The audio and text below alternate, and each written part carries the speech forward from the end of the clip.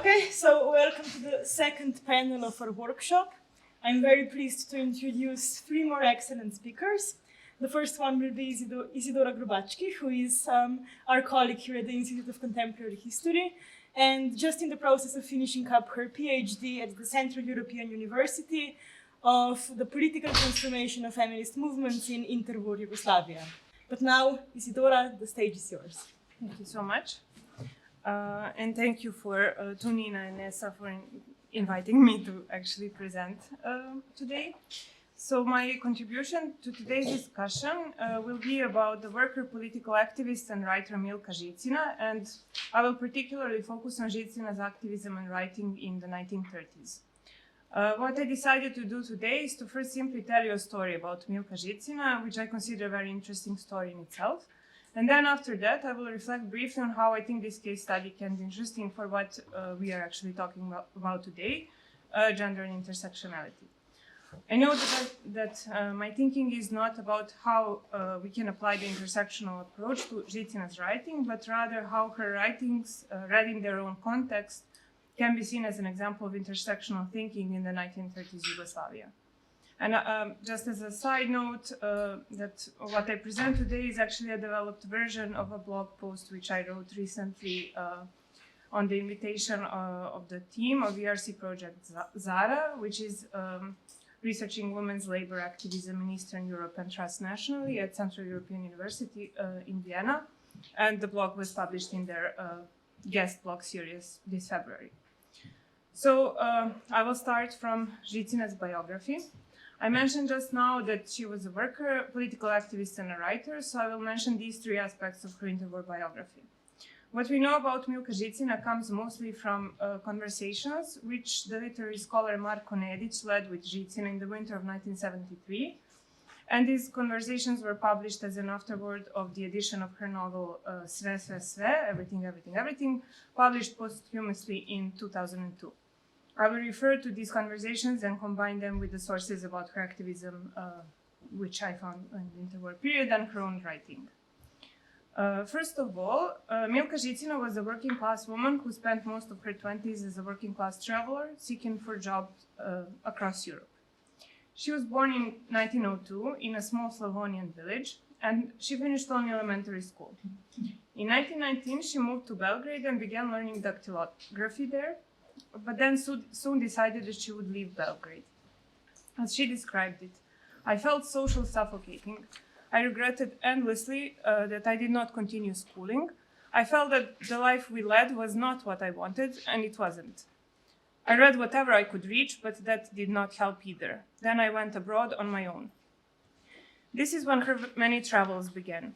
Her descriptions of her life between leaving Belgrade in 1920 and returning in 1931 offer a glimpse into experiences of working class people from all of Europe, in Austria, Germany, and in France. First, with very little money and no knowledge of the German language, she went to Vienna for a year, where she worked as a domestic servant and spent free time interacting with Yugoslav students there.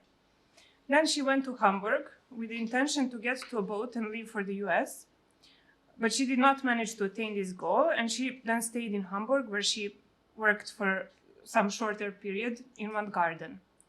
From Hamburg, she began her trip to Paris on foot, which according to her testimony was not an unusual choice for the time. On her way, she would sleep at various workers' lodgings, which she explained had to offer passing workers to stay overnight and one meal, or at some railway stations or simply outside.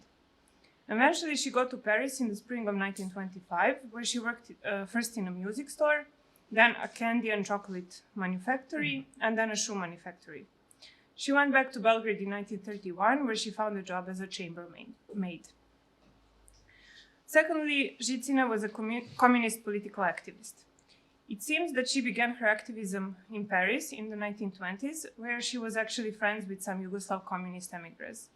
She mentioned in the conversation with Ristić that she was a member of a communist trade union there, where she was active in the Yugoslav language group, as it was called, through which, according to her, all the Yugoslav revolutionaries who were in Paris went through.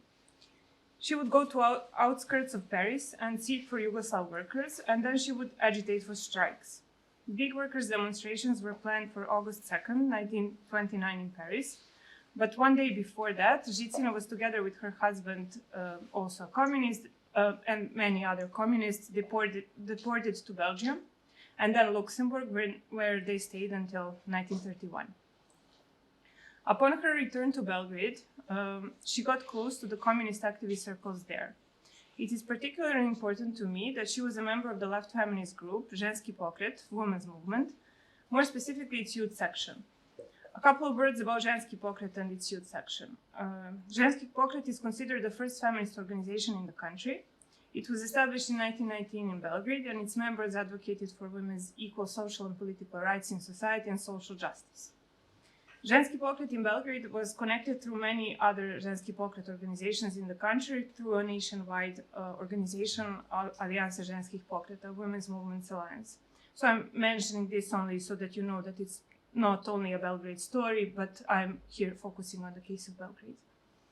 In 1935, a group of young communist women, among them Milka Žicina, joined the Belgrade Ženski pokret and established its youth section, where younger women began together. According to the existing sources, it is possible to conclude that the youth section was a group inclusive in terms of younger women of different classes, mostly students and working class women. It was a group led by students who mostly came from outside of Belgrade. The women who were members of the youth section published a journal, Žena danas, Woman Today.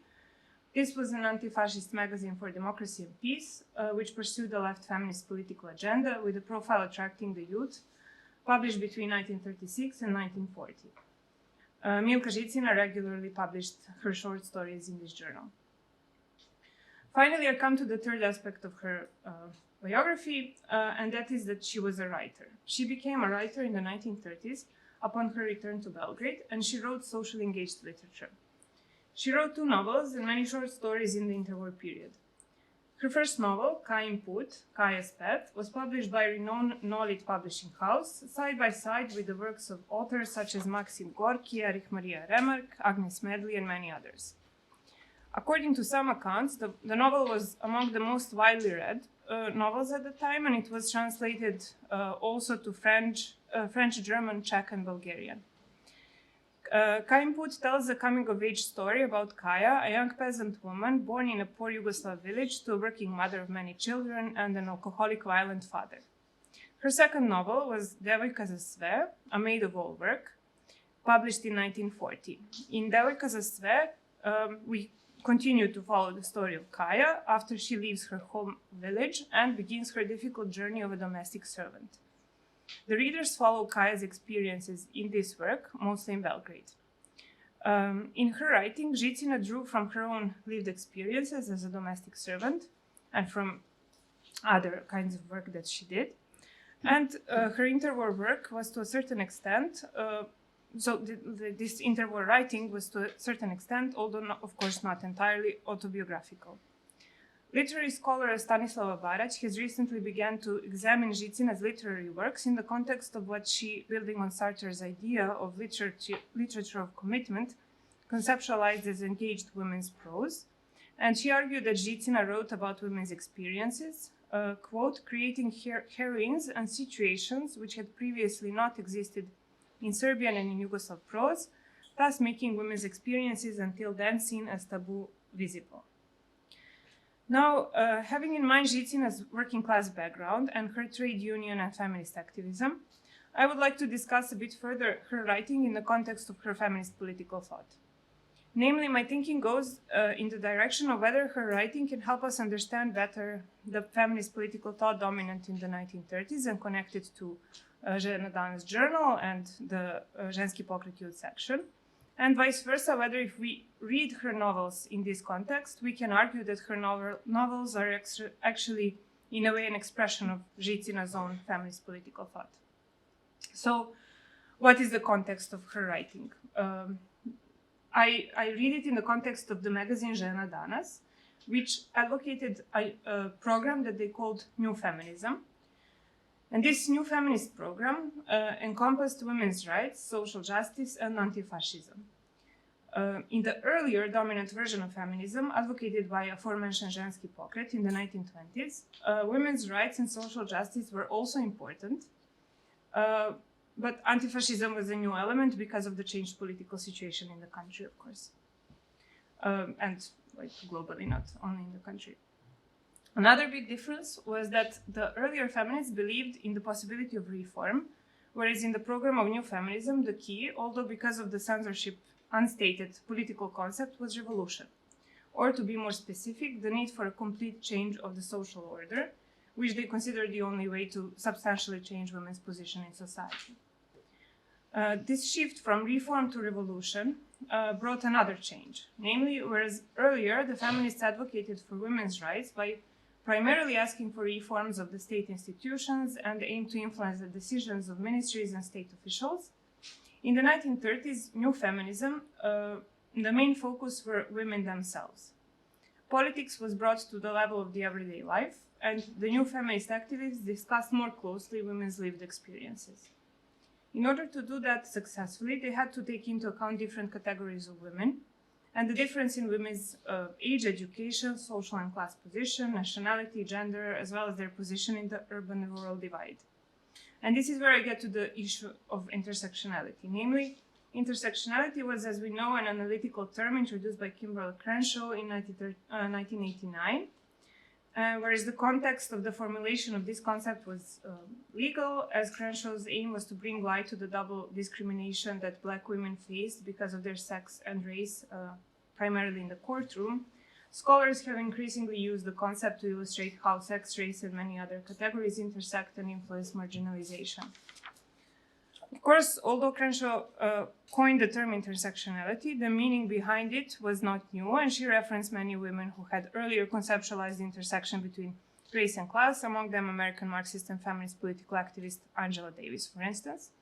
Another example which could be added here is communist political activist Claudia Jones, who, as historian Eric McDuffie argued, conceptualized a type of feminism which brought together communist and Black nationalist positions on race, gender, and class, and the Black women's radicals' own lived experience. And the case study, like the example of Claudia Jones, is actually from the 1930s and from the context of Popular Front, which is the same context where we find Milka Žicina. So I see New Feminism, and in this context also Milka Žicina's feminist political thought, as a part of this global context. Whereas in the example of the US, the focus was on the triple oppression of sex, race, and class. In the case of Yugoslavia, arguably the left feminists thought in terms of the intersecting oppression of sex, class, and urban-rural divide. And to this also it is possible to add nationality, age, and education, but I'm just like, I didn't follow up with all of them now. So we can find this type of intersectional thinking in the novels of Milka Žicina. So let me focus briefly on some examples from Kain Put, where we follow Kaja's life in the countryside. And this is going to be now a very rough analysis. In Kain Put, Žicina foregrounds different categories which influence Kaja's position. First, urban-rural divide, as Kaja comes from the countryside, and we see that her social position is above all conditioned by the structural inequalities that exist in the countryside, where most of the children are poor. We see, for instance, that in school there are two classes of children, those who are better off, mostly from the city, and the poorer ones, mostly from the village. Her social position is also problematized through the representation of exploitation, which she suffers in various places where she works. The category of age is also important. Kaja's experience shows that the younger children are always more exploited than the older ones in manual labor. Finally, the most important category is that of gender, problematized mostly through the difference between Kaja's mother, who works all the time, and her a violent father, who is not capable of providing for his family because of his violent character and alcoholism. The mother is the one that works and takes care of their many children, but she also faces violence from her husband on an everyday basis. Her mother dies at one point in the novel from a self-induced abortion, so it is through her mother's character that Žicina foregrounds the issue of abortion as well. Taking into account Žicina's political activism and the revolutionary aspect of the new feminism that Žicina and her fellow activists advocated for, in which the idea of women's rights merged with the ideas of social justice and the need for revolution, I would argue that in her novel, Žicina not only describe the problems in the countryside, but she also linked the meaning of revolution with concrete examples from women's everyday lives and their lived experience. In other words, Žicina foregrounded in her novel the elements that had to be taken into account in order for the revolution to be successful from the left feminist perspective. These elements encompassed, but were not limited to criticism of the double subjection of women in capitalism and in marriage, concern about violence against women, problematization of the ban on abortion and the connection of abortion with women's poor economic background, criticism of the exploitation of workers, especially young women, etc. So now my dilemma is whether I'm reading too much into the text here. And to support this argument, I will give another example from her second novel, Devojka za sve. In this novel, as I mentioned earlier, Žicina follows Kaja after she leaves her village, and we read mainly about her experiences in Belgrade, where Kaja works as a domestic servant. Here, Žicina has two male characters who appear, whose function in the text is, among other things, to spread communist ideas, or to bring in communist ideas into the novel and into the conversation. And it's not really expensive, you have to find like these really small examples in the text, but I still find it very interesting and important. And one of these two characters is Costa, who is a communist with whom Kaja sometimes talks and from whom she learns, and then also Marko, for whom Kaja has feelings. So on one occasion, Kaja was talking to Costa about her work, but then Costa just interrupted her to talk to her, to basically explain things to her. And then the narrator says, he talked to her about work in general. He mentioned the smell of a forge, but he did not talk about himself or her personally. While looking at the black foam on his hands, Kaja felt the need to talk about exactly how she felt personally. By contrast, Marko listened to her, waving his hand and giving her a sign that these things are familiar to him. Reminding her of an event from their past days, they compared together this or that workplace, and they searched for words to express their thoughts. These personal feelings decreased before Costa. He rose above her, serious, older in experience, and he spoke to her, looking at her as a calm teacher looks at his student. So, to conclude, having in mind Žicina's own biography and her rich lived experience of work and marginalization, as discussed in the first part of this presentation, I read this excerpt as an example of Žicina's own negotiation with communist ideas and her implicit claim that the personal lived experiences of people, and especially women, had to be taken into account in the framework of their thinking about the social transformation of society. To come back to my earlier claim, in order to be able to understand this lived experience properly, one had to take into account different categories of analysis, class, gender, age, urban-rural divide, and others. Thank you.